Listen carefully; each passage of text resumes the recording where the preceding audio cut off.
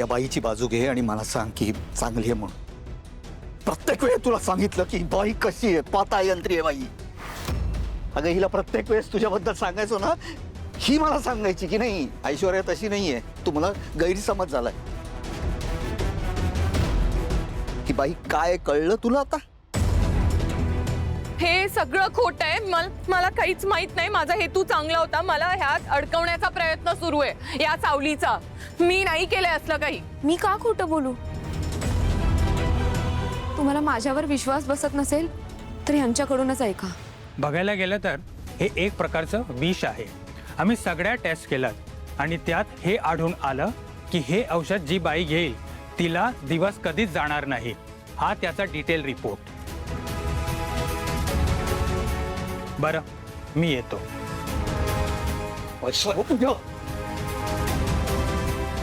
काय झालं तुला? तू ऐश्वर्या तू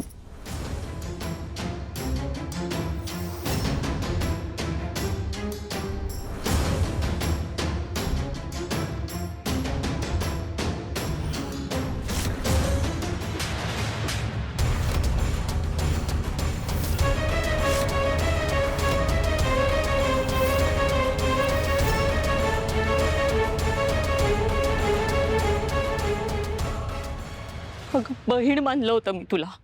का का केलंस तू हे? काय मिळालं तुला हे सगळं करून? सांग ना. इतकी वर्ष डोळे झाकून अंधा विश्वास केला मी तुझ्यावर. जी औषधं दिली ती घेत राहिले. पण चुकलं. खूप मोठी चूक झाली माझ्याकडून की तुझ्यावर विश्वास केला. मला काय वाटायचं माहितीये, तू आई होऊ शकत नाही, तुझ्या आयुष्यात बाळाचं सुख नाही, म्हणून माझ्या होणाऱ्या बाळावर तुझा पूर्ण अधिकार असेल माझ्या एवढं. तू तू आमच्या जीवावर उठली होतीस. शी ऐश्वर्या, का केलंस तू हे? तू आज एका आईला दुखवलंस. तू कधीच सुखी राहणार नाही ऐश्वर्या. तुमचा इतका सुखी संसार होता. प्रत्येक वेळी दिवस गेल्यानंतर किती स्वप्न रंगवायचो आम्ही. तुझ्यामुळे मला आई होण्याचं सुख कधीच मिळालं नाही. या एका गोष्टीमुळे आमच्या नात्यात किती घुसमट वाढली तुला कल्पना सुद्धा आहे का ऐश्वर्या?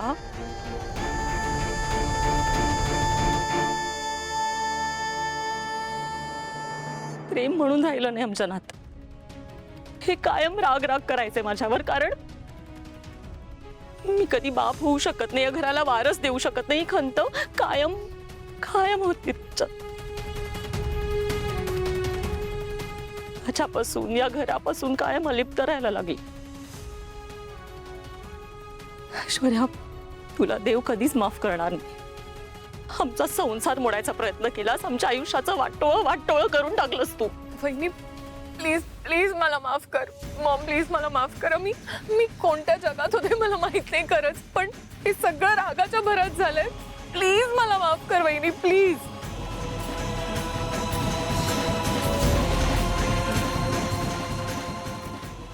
सावकाश सावकाश.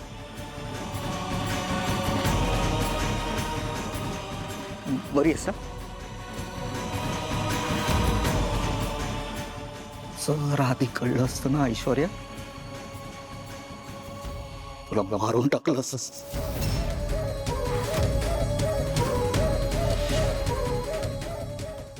नाही का? मी आता पूर्वीचा राजकुमार राहिलो नाही, हेच नशीब आहे.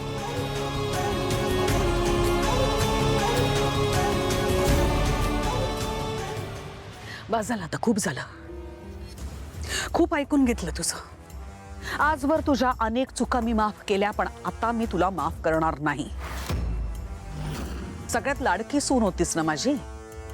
मला असं वाटलं होतं की घरातली सगळ्यात लायक सून आहेस, पण तू तर नालायक निघालीस. नालायक. तू फक्त घरच्यांचा विश्वासघात नाही केलायस, एका आईचा विश्वासघात केलायस तू. माझ्या घराच्या कुळाचा नाश करायला निघाली होतीस. लाज नाही वाटली तुला? पाप करायला निघाली होतीस तू. पाप. तू सून नाहीयेस माझ्या घरची. तू या घराला लागलेली वाळवी आहेस, वाळवी.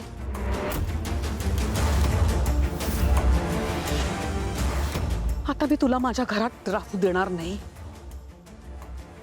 कारण तू जर का इथे राहिलीस ना, माझं घर उद्ध्वस्त करशील तू.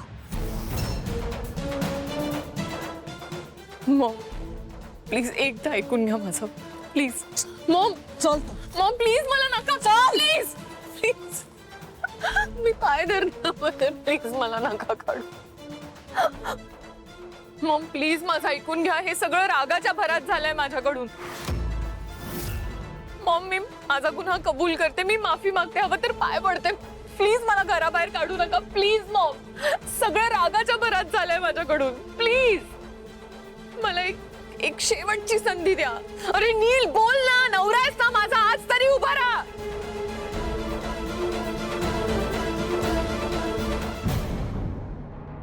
मी बोलू? काय बोलू ऐश्वर्या? अरे इतकी सगळी वाईट कामं करून मी तुझी बाजू घ्यावी ही तुझी इच्छा आहे. तुझ्या इच्छेखातीर माझ्या इच्छा मी मारल्या. अगं मूल तुला नको होतं, पण मला मूल हवं होतं. पण मी त्यासाठी कधीही तुझ्यावर जबरदस्ती केली नाही, कधी त्याचा हट्ट धरून बसलो नाही मी. पण तू त्या लहान जीवावर उठलीस. आता मी सांगतो, मला तुझ्या बरोबर संसार करायची इच्छा नाहीये. मॉम मॉम ही बाई माझ्या आजूबाजूलाही नको आहे. लायकी नाही तुझी. नील एक काम कर, हिची बॅग पॅक कर आणि हिला हिच्या आई वडिलांकडे लंडनला सोडून ये जा.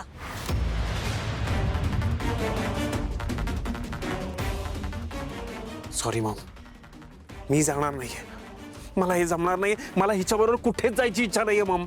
माझी सुद्धा तशी इच्छा नाहीये, पण माझा यात स्वार्थ आहे. तू हिला घेऊन जा लंडनला, हिच्या आई वडिलांच्या समोर उभं कर आणि हिच्या पापाचे पाढे वाच त्यांच्या समोर. नाही तर हिचा काय भरोसा नाही. ही काय शहाणीबाई नाहीये. ही जाऊन आई वडिलांना काय वाटेल ते सांगेल आपल्याबद्दल. जा जा, सोडून ये हिला.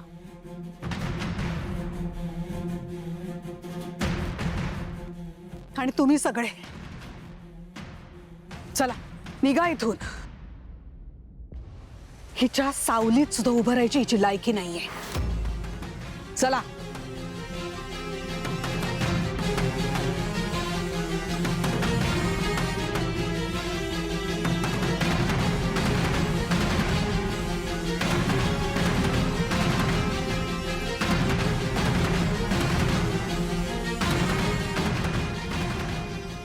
माई, तुम्ही हे सगळं का केलं हे मला माहित नाही, पण जितकं मी तुम्हाला ओळखते त्यावरून एवढं तर नक्कीच आहे की ह्या सगळ्याच्या मागे तुमचा काहीतरी स्वार्थ असणार. त्याशिवाय तुम्ही माझ्या बाजूने उभ्या नाही राहणार.